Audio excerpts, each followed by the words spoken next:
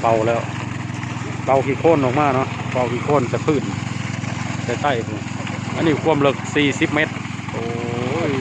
เบิ่งมาเลยเพื่อสิได้แต่พวกที่มีน้ำร้ายปานใดนั่นนี่ยังรุ่นอยู่ได้นี่เพื่อสิได้บ่อหนึ่งเนาะตั้งเวลาไว้ สูบเบิ่งว่ามันสิจังนาทีเนาะตอนนี้ก็6 โมง7 นาทีสวัสดีเนาะพ่อแม่พี่น้องมื้อนี้ก็มาอยู่บ้านเฮาก็เจอความลำบากหลายอย่างเนาะอันนี้จะสิมาถ่ายให้เบิ่งขาดน้ำขาดในนี่ต้องเอาเครื่องสูบน้ำนี่เลยเครื่องสูบน้ำเนาะเครื่องสูบน้ำที่สูบไปพูดขึ้นรถเนาะใส่รถแล้วก็สิเอาไปเจาะน้ำบาดาลมาบ้านบ่มีน้ำใส่บ่มีน้ำประปานี่แหละก็อีกสิ่งหนึ่งที่มีขอยุ่งยากขนาดมาประเทศลาวแต่ว่าหากธรรมชาตินี่โอเคอยู่นี่เนาะอันนี้คือส่วนรับประทานที่หมู่บ้านแหล่งน้ำนี่ก็เป็นแหล่งน้ำโบราณเลยเนาะตะกี้ขั้นพายนี่ขั้นเป็นขั้นนี่ก็ขั้นน้อยๆมาเดี๋ยวบัดนี้เกิดซีได้สตาร์ทเครื่องเอาน้ำขึ้นใส่รถเนาะเอารถกระบะมาเอาเลยใส่ถังเห็นป่ะ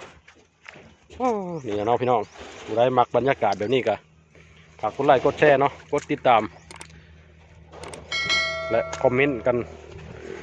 คอมเมนต์ทักทายกันได้เนาะพี่น้องนี่แหละคือชีวิตประจำวันก้นอยู่ประเทศลาวกับชีใช้ชีวิตประมาณนี้เนาะแต่ว่าบูฮู้ว่าบ้านอื่นมันสิเป็นอะไรแต่สำหรับบ้านของพ่อบ้านนี่เจอปัญหานี่เกือบถูกหลังคาเฮือนเนาะนั่นเรื่องน้ำโอเคเนาะพี่น้องเดี๋ยวเฮาสิสตาร์ทเครื่องแล้วบัดนี้เอาเลยว่าลุงโอ้ท่อแตกคุณอะ ท่อแตกลายเลย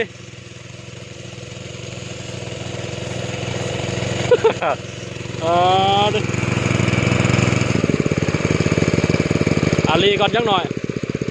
บ่ได้ มันแพงคนเนาะฮะเรื่องอีกวะ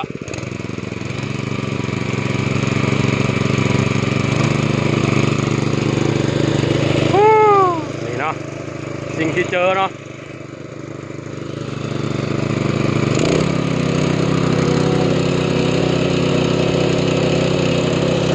อ้าวบ่ไหลเลยดิ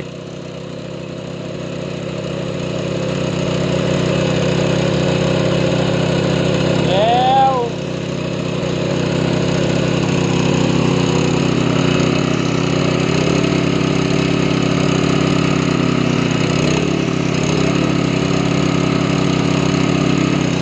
ก็บ่ไปแหละน้ำพังเนาะก็เลยบ่มุ่มมาเอาน้ำบาดาลวันนี้ นี่มาเอามาปั่นเอาน้ำบาดาลเนี่ยปั๊มน้ำก็พังฮอดบ่ได้น้ำมาเปล่าซื่ออย่างว่าอย่างขั้นอย่างนั่นไฮแลนด์อย่างว่าแห้งซ่าแบบนี้เดียวสิ10 โมงเลย10 โมงเลยนะก็เลยมาเอาน้ำในถังน้ำบาดาลเนาะที่แหละอยู่ประเทศลาวกับส่วนร้ายมีใช้น้ำบาดาลผมมีน้ำประปาใช่ผมมีน้ำประปาชุมชนเนาะน้ำประปาคือน้ำประปาบาดาลนั่นแหละนี่แหละปัญหาที่เราเจอเนาะห้อนขนาดโอเคเนาะพี่น้องเดี๋ยวเขาสิค้นน้ำไปทางไปเจาะน้ำอยู่ทางในผมก็เจ้าเจาะเลยล่ะจะต้องใช้ล่อน้ำแล้วป่านนี่เดี๋ยวติดตามรับชมเหมือนกันเด้อมันจะเป็นอะไรมือนี่สิได้บ่สิรุ่นเบิ่งน้ำกันเนาะทางน้ำเจาะน้ำเปิดน้ำใส่ถังน้ำกระบอกไซส์ดอกมันก็สิขุ่นๆเลยเนาะน้ำบาดาลอยู่บ้านนอกอยู่ชนบทก็ใส่ไปแต่ว่าต้องใส่ระบบการกรองอีกเพื่อสิไปใส่เนาะเดี๋ยวไปติดตามรับชมกันเนาะพี่น้องใกล้แล้วเนาะใกล้ที่ถึงแล้วนี่แล้วเนาะไปบนน้ำมือเช่ามาใส่ครับอันนี้แหละ30 กว่าเมตรแล้วใกล้ที่ถึงแล้ว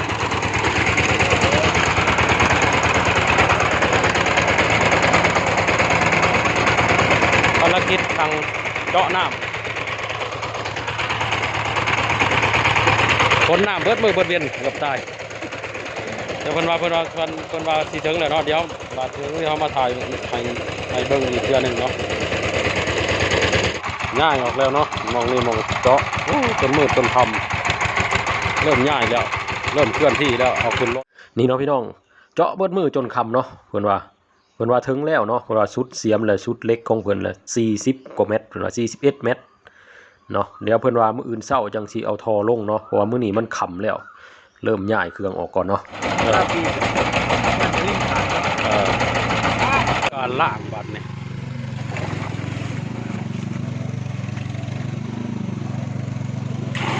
ล่างทอแล้วบัดนั้นเป้าเหรอโอเคเนาะตอนเพิ่นเอาทอลงเฮาบ่ได้ถ่ายให้เบิ่งเนาะบัดนี้เพิ่นก็สิเพิ่นเอาทอลงแล้วแหละเพิ่นก็สิล้างก่อนเนาะล้างบ่อบาดาลก่อนเนาะบัดนี้พี่น้องเดี๋ยวติดตามรับชมผลกันเนาะมาลุ้นเบิ่งนำกันว่ามันสิได้หลายจังได๋เนาะขั้นตอนล้างบ่อเนาะล้างบ่อล้างแล้วล้างทอก็ได้ไอ้กระดูดน้ำจากนี่ไปเนาะก็ไปล้างเครื่องปั๊มน้ำนี่แหละน้ำล้างทอแกมาเป็นทางโอ้ตกบ่อเลยนี่ขั้นตอนล้างบ่อมาลุ้นกันว่ามันสิได้น้ำเนาะ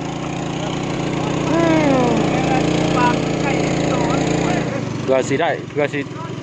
สิฮอดขั้นตอนนี้ก็ใช้เวลา2 มื้อกว่าเป่าแล้วเป่าขี้โคลนออกมาเนาะเป่าขี้โคลนจะพื้นใต้อันนี้ความลึก40 เมตรโอ้ยเบิ่งมาเลยเพื่อสิได้แต่บัวที่มีน้ำร้ายปานใดนั่นนี่ยังรุ่นอยู่ได้นี่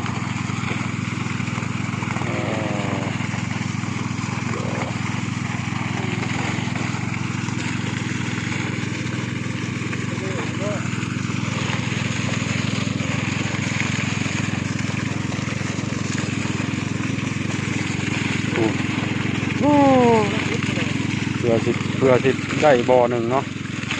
บ่อน้ำก็ได้บ้านขั้นตอนเอาไดลงนะบ้านเพื่อที่กลับไว้มันจัดขนาดมึงแล้วตอนเอาไดลงแล้วบ้านต่อทอเนาะติจนอิดเมื่อยอันนี้มันก็แมตนึงก็แห้งน้ำออกมาเบิ่งบันสิได้บ่เนาะสิได้น้ำลายบ่อันนี้น้ำข้างให้ทอเนาะน้ำล่างเมื่อกี้นี่นี่นะตั้งเวลาไว้ สูบเบิ่งว่ามันสิจังนาทีเนาะตอนนี้ก็6 โมง7 นาที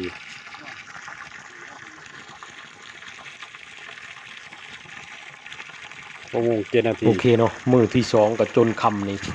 หลังจากเพิ่นเอาทอเอาปั๊มลงเนาะ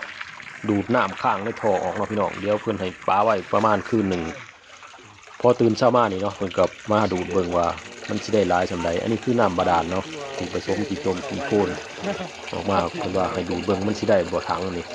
กันได้ถังนึงที่ว่าโอเคเนาะกันได้ประมาณถังนี้แต่เล่นอาจสิได้หลายกว่าหันก็เลยยอด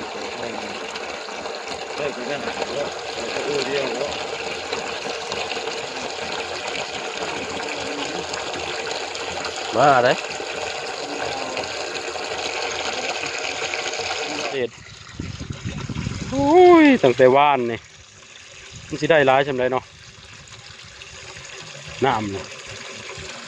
ออกได้ชำนี่นี่เจาะน้ำบาดาลเนาะออกได้ชำนี่น้ำเย็นอยู่เนี่ยกำลังใกล้สิใช้แล้วออกได้บ่หลายเนาะ ก็สิประมาณนี้แหละโอ้ยเมื่อยแก่น้ำแก่ในแต่ว่า สรุปแล้วเนาะป้าไว้เบิดคืนมาดูดกับบ่ได้ฮอดครึ่งถังอันนี้เนาะอันนี้ก็คือมาดูดอีกรอบ2ตอนเที่ยงเนาะพี่ นี่ น้อง คือใส่เสามาเนาะ ก็คือบ่ฮอดถังหนึ่งครับก็ติดตามต่อไปเนาะเพิ่นว่าสร้างเพิ่นบอกว่าให้ดูดไปเรื่อย ก็สิเปิดไปเรื่อยๆเนาะว่ามันสิได้สำไรแต่น้ำนี่ก็ได้ยังรอรุ่นอยู่จ่ายกระเจ้านี่ก็จ่ายยังบ่เบิดซ้ำไรนี่เพราะว่าน้ำมาบ่หลายเนาะโอเคเนาะพี่น้องสำหรับคลิปนี้ถ้าท่านผู้ชมท่านใดมีความคิดเห็นอะไรก็คอมเมนต์ลงใต้คลิปเนาะภารกิจการเจาะน้ำบาดาลก็จบเพียงสำนี้เนาะเพื่อสิผ่านได้ก็โอ้ยทรหดขนาดนี่แหละมาอยู่ประเทศลาวก็สิมี